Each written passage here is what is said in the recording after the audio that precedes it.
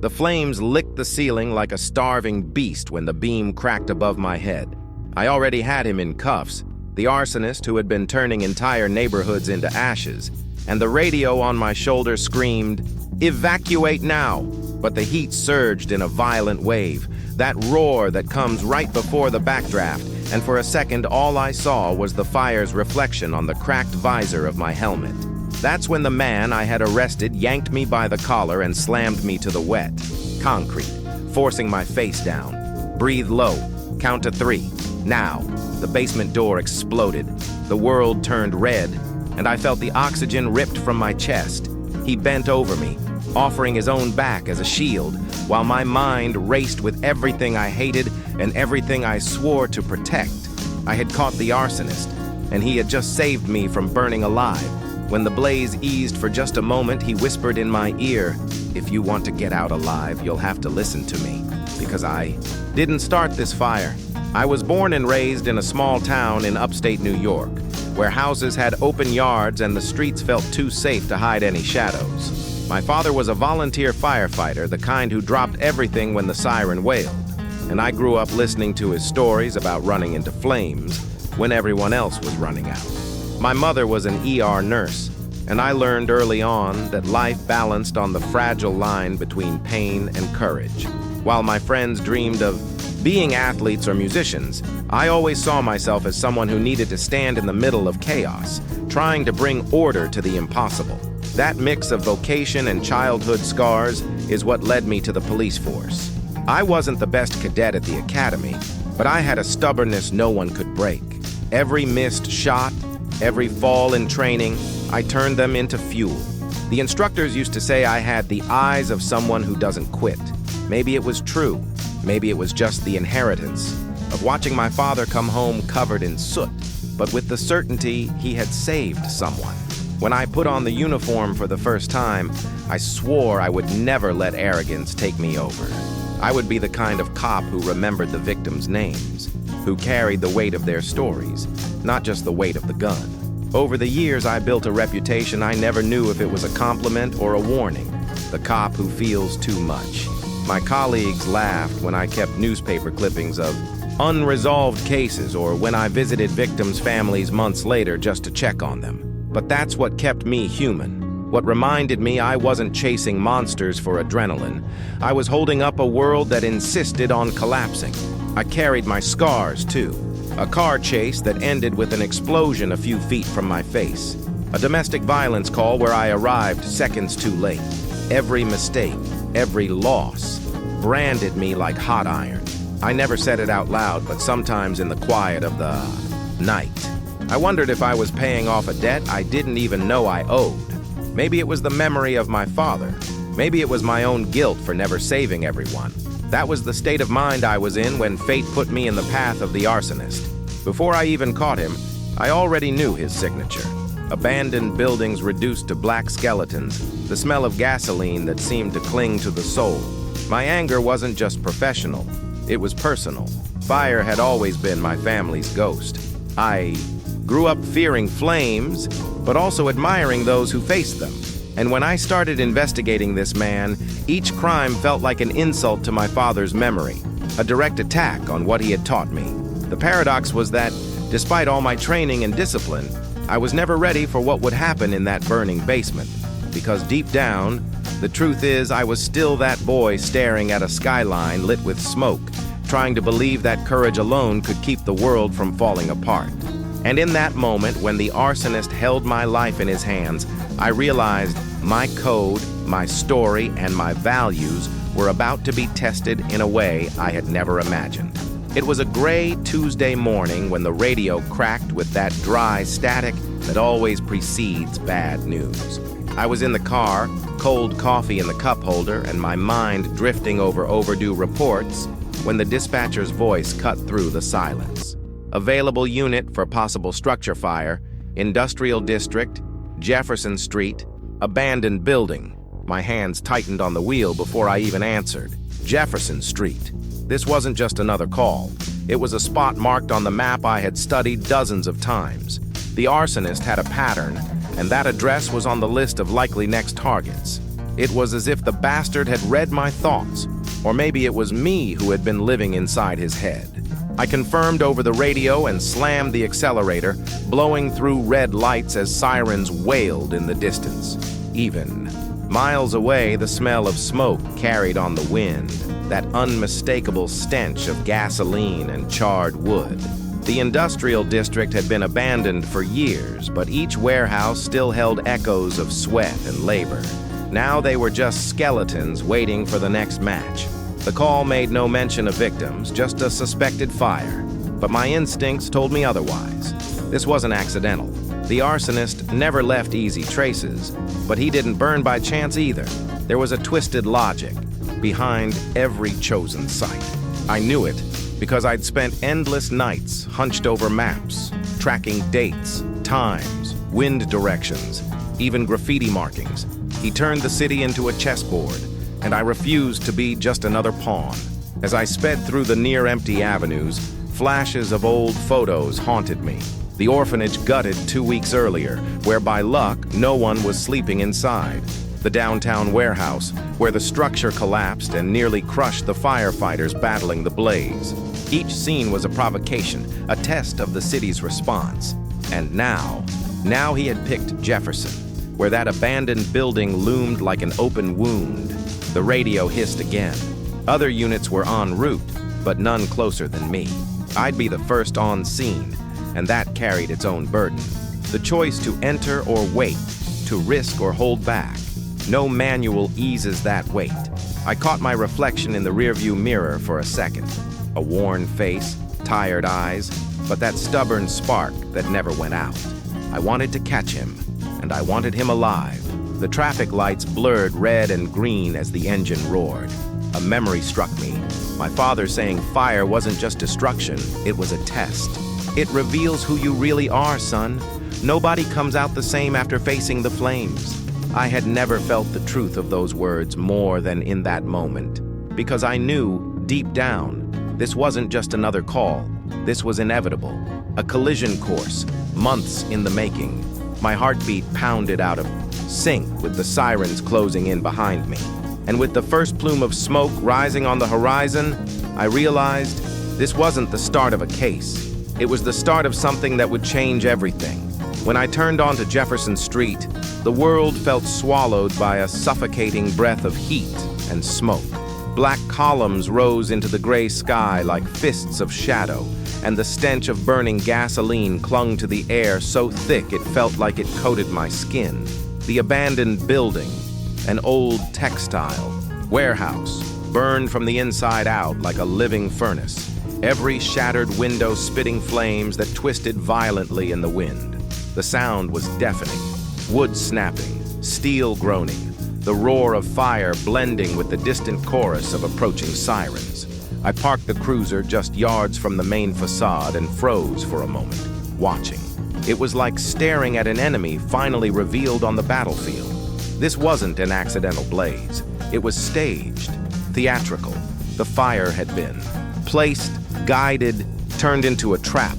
My gloves were slick with sweat inside, but my mind was razor sharp, every nerve wired with the same message.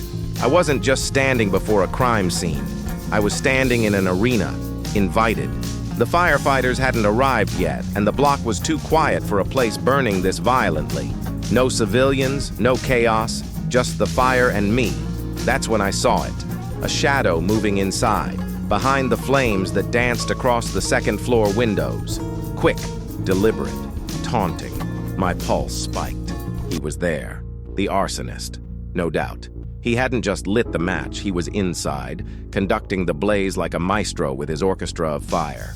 I grabbed the radio, voice steady despite the weight in my chest. Unit on scene, structure fully involved, suspect possibly inside. Static swallowed half my words, but I pressed forward.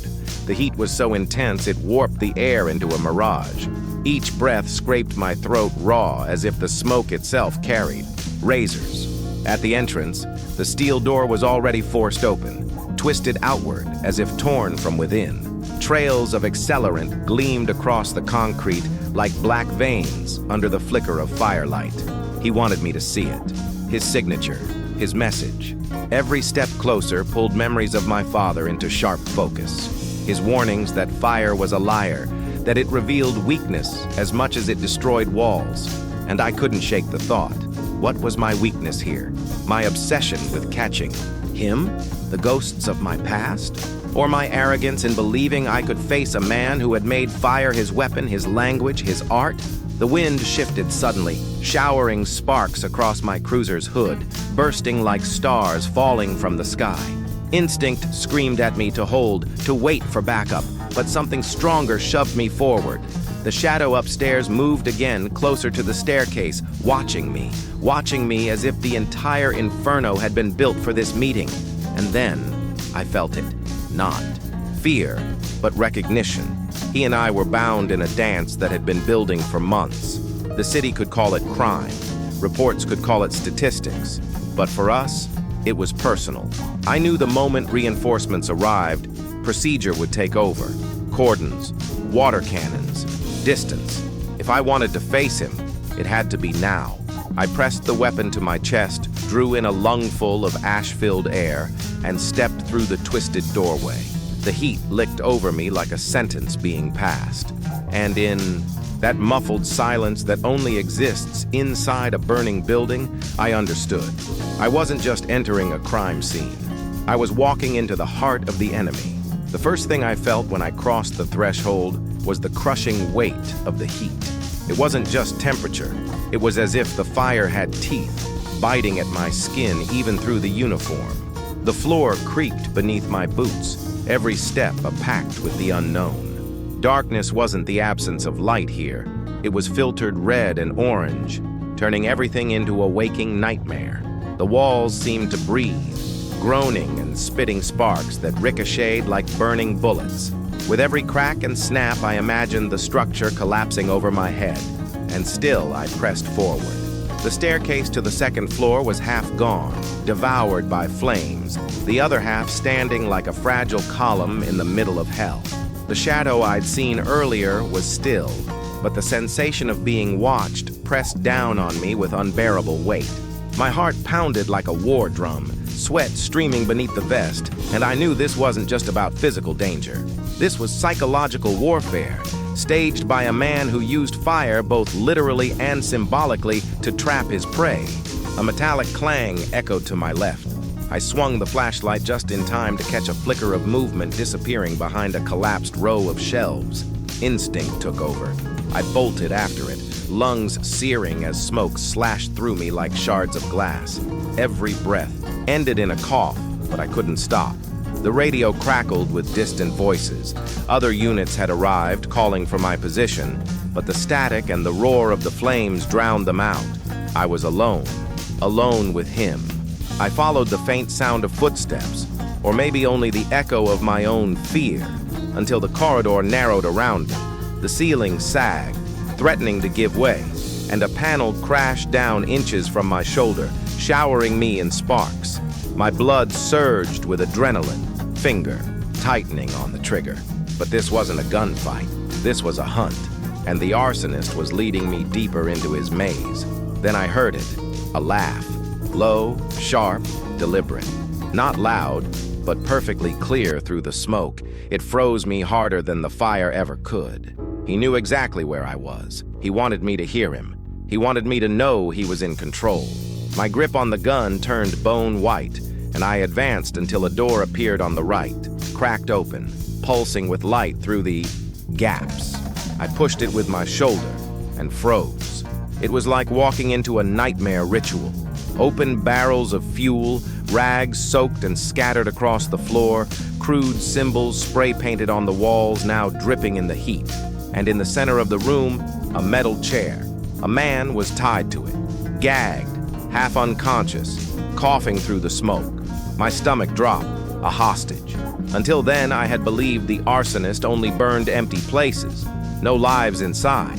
But this was a new line crossed. I rushed toward him, fumbling with my knife to cut the ropes. But before I could, the temperature shifted. I turned and saw him, the arsonist, standing in the doorway, the flames framing him as though they were part of him. He didn't run. He didn't flinch.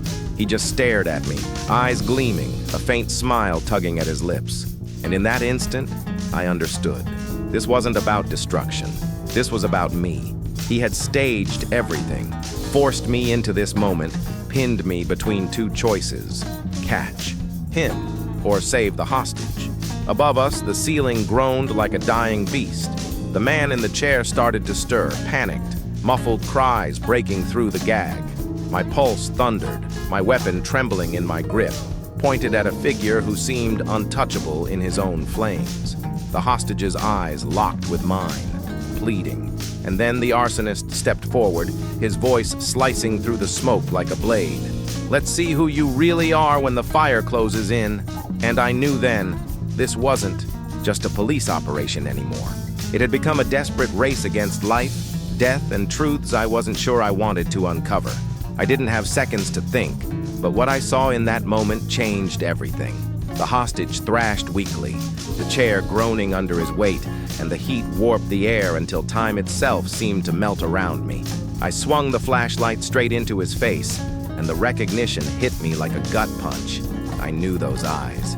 Even covered in soot, half-conscious, I recognized the features. It was Michael Turner, former firefighter, once decorated for pulling 3 children out of a burning home. A local hero, a man my father used to praise when I was a kid. And now here he was, bound to a chair, gasping for air like a man paying for sins no one knew about. My brain spun out of control. What the hell was Turner doing tied up in the heart of this inferno? Then the next piece fell into place with crushing force. The silhouette in the doorway, staring at me. Through the firelight, wasn't Turner. It was the arsonist I had been chasing for months, and now he had gone out of his way to display his captive. A firefighter against an arsonist. A hero extinguished, a villain exalted. This wasn't just a crime scene. It was theater. He stepped forward and the flames seemed to part for him. There was no fear in his eyes, only obsession, a hunger to see my reaction. The building roared around us, but his voice cut through, clear as a knife. "You always thought I was the destroyer, officer, but look closely. The real arsonist is sitting right there." The words sank deep, and for a moment I didn't understand. Then I noticed what I had ignored before: Turner's hands, burned, old scars laced with fresh wounds. The kind of marks you don't just get from fighting fires, you get them from starting them. And in the haze of smoke and memory, a buried report surfaced in my mind.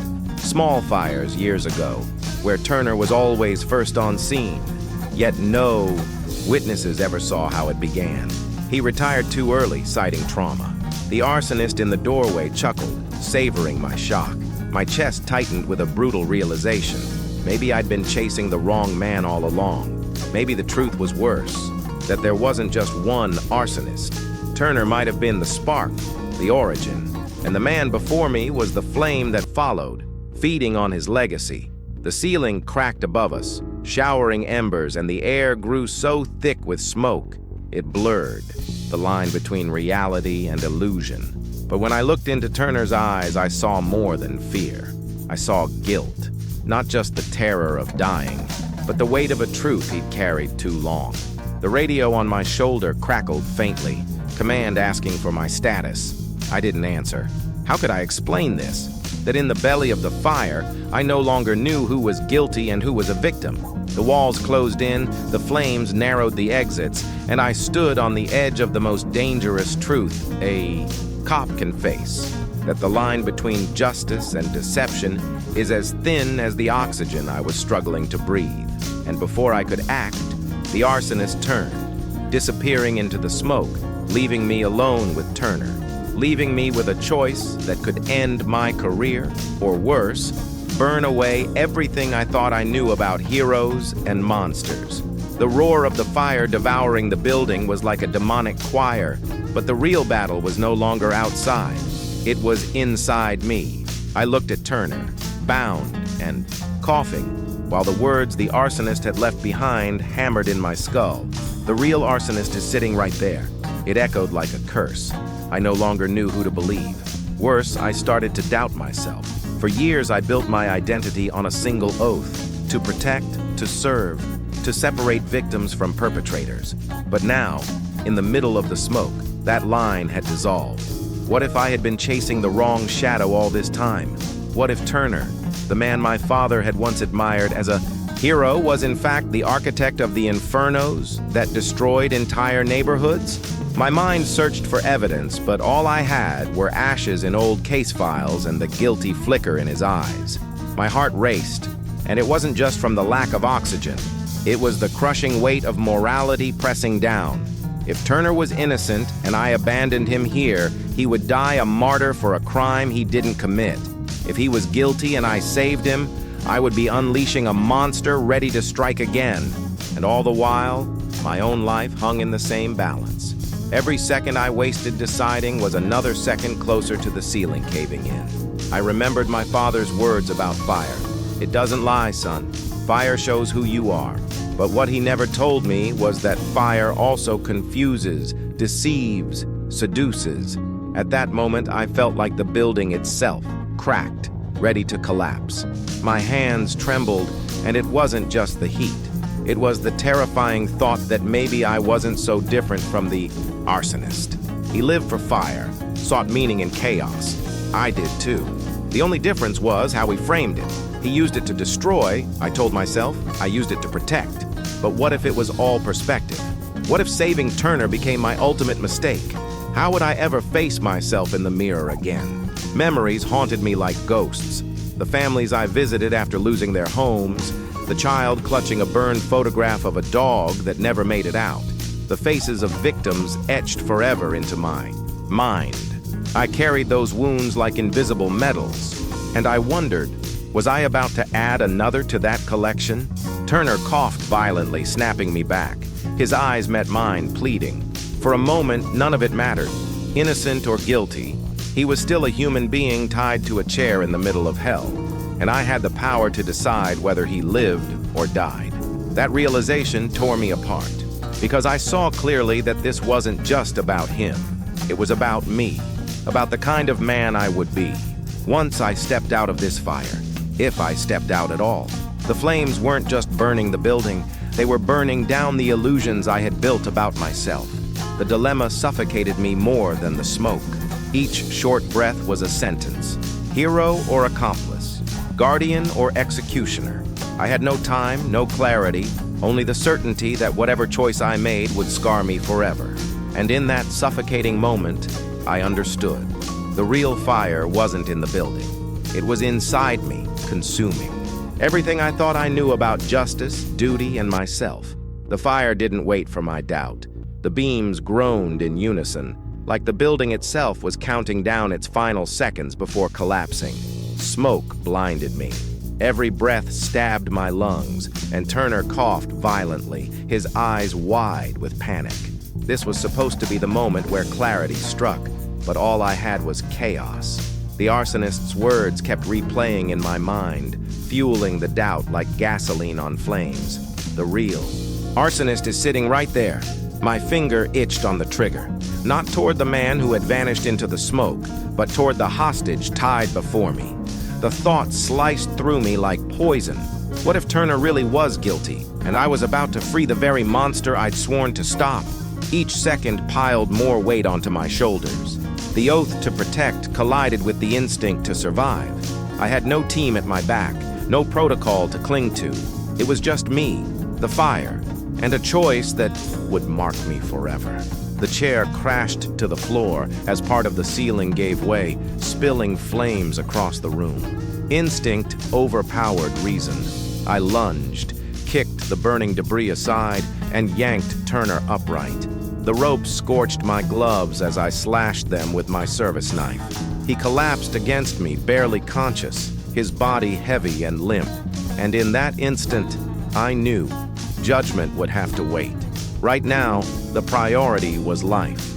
Maybe I was saving a hero fallen from grace. Maybe I was unleashing a devil. But in that moment, he was a man seconds from being swallowed whole by fire. Dragging him down the corridor was like dragging the weight of my own conscience. Every step fought against smoke, collapsing walls, and the temptation to drop him and save myself. The thought gnawed at me. If he's guilty, you'll carry this stain forever. But another voice cut through, stronger. If he's innocent and you leave him, you'll lose yourself forever. That was when I made the decision.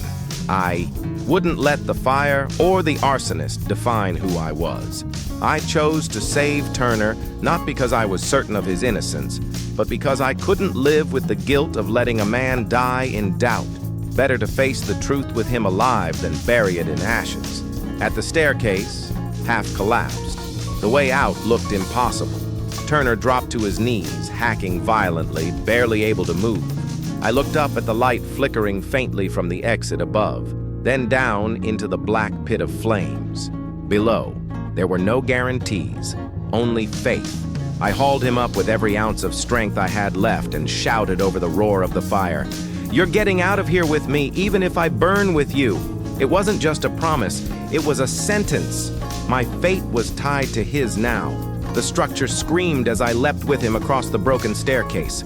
We crashed hard onto the next landing, the impact ripping the air from my chest, pain searing through my body. But I didn't let go. I would not let go.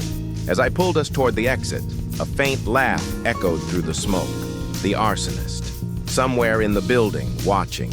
And that's when I realized, in forcing me to save Turner, he had already won. He had trapped me in his game, bound me to a man who might very well be the very fire I had sworn to extinguish.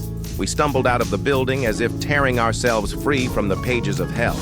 Daylight slammed into me like a fist, raw, blinding, merciless, and for a second I thought I was going to collapse. Turner fell straight into the arms of the firefighters swarming the scene, their hands fast and practiced, strapping oxygen masks to his face, wrapping him in thermal blankets, barking orders with urgency. My own uniform was blackened, my gloves shredded, my body trembling from the burns and the fall. But the real pain was inside, a heaviness that no medic could treat. Sirens still wailed, but now they blended into the organized rhythm of command. "Secure the perimeter. Medical. Attention here. Get the ladder up." My fellow officers rushed toward me, their eyes wide, their breaths ragged. The radio on my shoulder crackled with clipped words from dispatch, but it all felt far away, muffled by the pounding of my pulse. Captain Henderson grabbed my arm, pulling me back behind the cordon. His expression carried that impossible mix of relief and reprimand, the look of a man who knew I had crossed a line and yet done what no one else could. Questions hit me like shrapnel. Who was the hostage? How did he end up inside? Did you see the suspect? I gave what answers I could, my voice harsh, shredded by smoke. Turner, Michael Turner, the once decorated firefighter, was alive, though barely. And the arsonist? Gone, vanished into the blaze like a phantom. Around us, camera phones lifted, capturing it all. The age of witnesses had become the age of instant headlines. A paramedic shoved an oxygen mask toward me, insisting, and I breathed in the cold rush of air like it was the first time my lungs had tasted life. Through the haze, Turner's gaze found mine. Just for a second. In his eyes, I saw more than fear. I saw guilt, recognition, something unspoken but undeniable. It was enough to twist the knife deeper into my gut. Meanwhile, investigators pushed through the smoke, collecting scraps of evidence, twisted metal, scorched cloth, charred accelerants. The scene became a chessboard of professionals, while I stood on the sidelines, a piece out of place. Soon after, Henderson pulled me into the mobile command trailer. The air was cool inside, filled with serious faces and clipboards. I gave my initial report. Building engulfed, suspect sighted, hostage rescued, suspect disappeared. The facts came out clean, sterile, but beneath them was the truth I couldn't put into words, that the entire blaze had been staged, a message meant for me alone. Henderson's stare cut deep. You went in alone, against protocol. You saved a man, but you could have died. I don't know whether to write you up or pin a medal on you. I didn't answer because I didn't know either. By the end of the day, the media had already dubbed me a hero. Officer risks life to rescue hostage. My picture flashed across screens, my name tied to words like courage and sacrifice. But I couldn't absorb any of it, because behind the applause lived a gnawing truth. I might have saved the wrong man. When the fire finally quieted and the last hoses were coiled, I stood at the perimeter and looked at what remained of the warehouse, charred bones glowing faintly in the dark. The official report would close this incident neatly, but inside me, the consequences spread like embers, ready to ignite again. The immediate fallout wasn't just paperwork or protocol breaches. It was knowing that from this moment on, nothing in my career or my conscience would ever be the same. Night had already swallowed Jefferson Street when I finally got a moment alone with Turner. He was lying on a stretcher inside the ambulance, an oxygen mask strapped to his face, his body wrapped in a metallic blanket that reflected the red-blue flash of emergency lights. I asked the paramedic for 5 minutes, then stepped closer. Turner looked half gone, drifting in and out, but when he realized it was me, his eyes opened, and it felt like a door had been kicked wide open between us. "You shouldn't have saved me," he rasped, voice raw, almost drowned by the hiss of oxygen. "It might have been better to end it there, in the fire." I froze, torn between answering as a cop or as a man. The memory of the flames still burned behind my eyes, and I knew the wrong words could ignite a different kind of explosion. "Who did this to you?" I asked, sharp, forcing my voice steady. He turned his gaze upward, staring at the ambulance ceiling like it held the exit he couldn't find. "It's not that simple, officer. Sometimes, the one who lights the match isn't who you think." The sentence cut into me like a blade. I wanted to slam him with questions, names, motives, evidence, but there was something in his eyes that went beyond fear. Resignation, the look of a man carrying a weight heavier than the flames. "The arsonist said you—" I hesitated, my throat tightening. "That you weren't just a victim, that there's more to you than I know." Turner's eyelids fluttered, and his voice fought its way through the tubes and the pain. "You spend years facing fire. It never leaves you. I lived to put it out. But part of me wanted to feel what it was like to control it. Sometimes I lit small blazes, just to feel that power. I never thought it would turn into an obsession. Never thought someone else was watching." He coughed, the sound tearing through him. "But someone was. They took my weakness and built an inferno." The floor dropped out beneath me. The man my father once called a hero, the man I had dragged from the flames minutes ago, was admitting, piece by broken piece, that he had struck the first sparks. Not the wave of destruction that haunted the city now, but the seed of it, the origin. "You're telling me you started this?" My voice was barely a whisper. His head shook slowly, tears mixing with soot streaking his face. "Not all of it, not like this. But I opened the door. Someone followed. Someone turned my sins into ritual. And now, they want me gone, erased, consumed by the fire I once played with." The ambulance filled with silence so heavy it crushed my chest. Outside, the radio barked orders, but inside it was only him and me. I could cuff him right there, call it a confession. But something deeper warned me. The truth wasn't that simple. The rage in the arsonist's eyes, the performance of the blaze, the deliberate choice to keep Turner alive until I arrived. None of it fit a single man's story. Turner reached out, his hand trembling as it gripped my arm. "He's coming for you now, because you chose to save me." That wasn't part of his plan. His words landed harder than the fire ever could. This wasn't just about Turner or about the past. It was about me. I had stepped into the center of the stage, and now the flames were mine to face. By the time the medics returned to push me out of the ambulance, I knew the truth had shifted forever. The hero was also guilty. The monster might be a creation, and I was no longer outside the story. I was inside it, marked, chosen, hunted. That conversation didn't just change the case, it changed me. Because, in his broken, smoke-filled whisper, Turner made it clear. The fire wasn't finished. It had only just found its next target. I went home that night with the feeling that ashes had seeped into my bones. No matter how many showers I took, the smell of smoke clung to me, as if it had slipped beneath my skin. I sat on the edge of the bed, still in uniform, staring into nothing. Turner wasn't just a victim. The arsonist wasn't just the culprit. And I wasn't just a cop anymore. I had become part of something I couldn't separate into clear lines of right and wrong. Turner's words replayed in my mind without pause. A man who dedicated his life to extinguishing fire, but secretly lit his own just to feel control. And someone cold, calculating, patient, had been watching, learning, transforming his weakness into a ritual of destruction. That revelation gnawed at me because it dismantled everything I thought I knew about heroes and villains. The man my father taught me to admire carried shadows of his own. And the monster I hunted might be nothing more than the inevitable consequence of another man's sin. What unsettled me even more wasn't his confession, but what it revealed about myself. I'd always been proud of being the cop who felt too much, who carried victims' names, who refused to harden his heart. But deep down, was there a part of me that also needed the chaos, that thrived in it? I ran toward fires because I didn't know how to exist without them. In some twisted way, maybe I wasn't so different from the men I hunted. Images from that night looped in my head. The moment I almost left him behind, the weight of the trigger under my finger, the decision to drag him out despite the doubt. That dilemma haunted me. There was no right answer.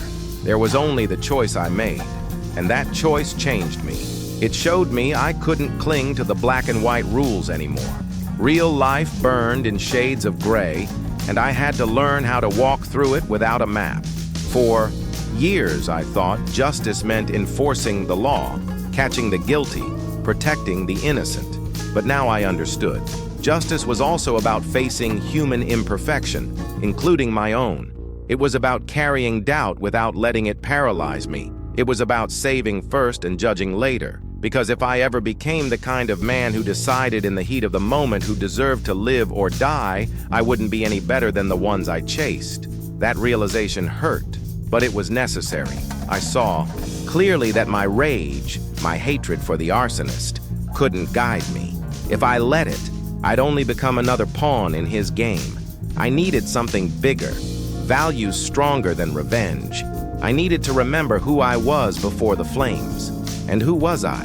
A son who admired his father's courage, a boy who believed protecting life was the greatest honor, a man who, even broken, still carried hope that saving someone, anyone, was worth it. That night, with the city still reeking of charred wood, I understood.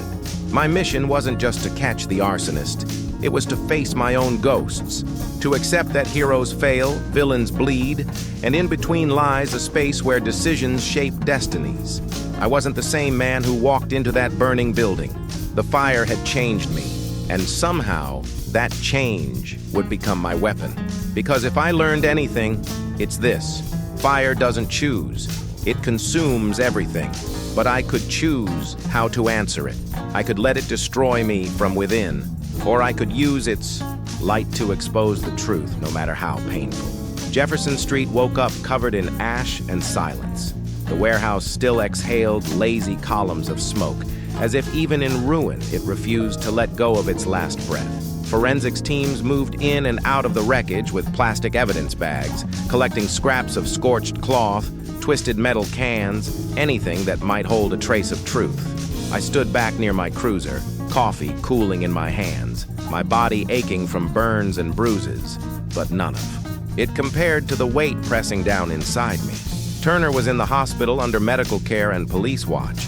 No one had decided yet whether to treat him as a victim or a suspect, and that ambiguity felt fitting. He was both, the hero I had saved from being swallowed by fire, and the man who, in some hidden corner of his past, had struck the first match that opened the door to all of this. His statements would be taken, his hands examined, his history torn apart piece by piece. But one thing was certain: he hadn't died in that blaze, and that was on me. The department needed my final report. I sat for hours drafting it, forcing chaos into the cold order of lines and bullet points. Arrived on scene. Structure fully involved. Suspect sighted. Hostage rescued. Suspect fled. The words looked neat on paper, but behind them hid the truth I couldn't file. That the fire had been staged as a message. That the arsonist had set the scene for me, dragging me into his game. Captain Henderson, Sue, called me in as the day wore down. We stood in the parking lot, the glow of dying embers still staining the horizon. He lit a cigarette and studied me through the smoke. "You went in alone, against procedure. You pulled a man out alive, yes, but you nearly got yourself killed. I don't know whether to write you up or pin a medal on your chest." I didn't answer, because I didn't know either. Between reprimand and praise lay only the truth. I was alive, Turner was alive, and the arsonist was still out there. The story spread quickly. The media painted me as the hero cop who risked everything to save a hostage. My face appeared on TV, my name paired with words like courage and sacrifice. But none of that touched me, because beneath the headlines was the gnawing suspicion that I might have saved the wrong man. The investigation pressed on, but the arsonist's trail was nothing but smoke, intangible, cruel, deliberate, and deep down I knew it wasn't random. It was personal. He wanted me. Chasing, doubting, suffering. And in that, he had already succeeded. When I finally signed my report and handed it over, it felt like betrayal. Officially, the case was closed. But in my gut, I knew it wasn't over. This had only been Act 1. The system needed closure, but I couldn't find any. That night, leaving the station, I stopped beside my cruiser and looked out over the city. The breeze carried with it the faint stench of burned timber, reminding me that some fires never really die. On paper, the incident was finished. In my soul, it had only just begun. I started the engine and drove away from Jefferson Street, but the ashes followed me home. The days that followed blurred into reports, briefings, depositions, and headlines. But when the noise died down, when the smoke finally thinned, what was left was silence. Not peace, but a heavy silence that clung to me like soot. Walking the streets, I felt the stares. Some called me a hero, others reckless. None of them knew the truth. Still burning inside me. The real epilogue of that night wasn't in the papers or the case files. It was in my conscience. Night after night, I lay awake turning over the same thought. Being a cop isn't about badges, guns, or applause. It's about the decisions you make in seconds that echo for the rest of your life. It's about choosing in the smoke without certainty and then carrying the weight of that choice forever. Turner lived. And whether one day he's condemned or his sins are buried, beneath legal maneuvering, the fact remains, he breathes because I dragged him out. That's the scar I bear, choosing life in the face of doubt.